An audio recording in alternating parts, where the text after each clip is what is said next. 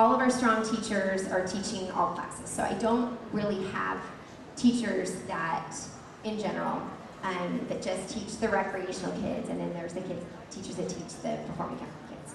Now, I can say that my ballet director, Stefan, does not teach any of my recreational kids, because they would quit. But that's key. So, and I don't want to offend anybody, but I don't use any student assistants teaching. Not unless the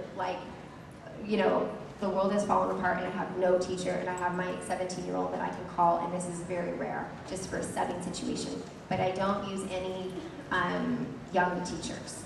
The other thing that I do is I provide full-time employment for all my teachers. And I have the luxury, because I have 7 locations, and I can do that. So in the 600 to 800 classes that I have per week, I only have 22 teachers. They all teach between 20 and 30 hours a week. And I also give them health benefits, so, and a 401k matching plan. So it's a job.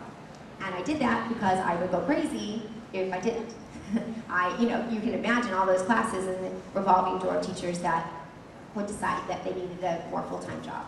So that's important for me. It's something I'm able to do, and if that's something that you're able to do, I would recommend it. That means, though, that if I get someone who's just graduated from a great university and just was dancing on a company and comes to me and says, oh, I want to teach here, and I really like to teach the advanced modern and this, that, and the other. That's great, and I'm going to hire her for that. But guess what? And I'll ask her, how many hours do you want? I want full-time. Okay, cool. That's awesome. Okay, so how do I give you 27 hours a week? Okay, well, I don't have 27 hours of advanced modern. I wish I did.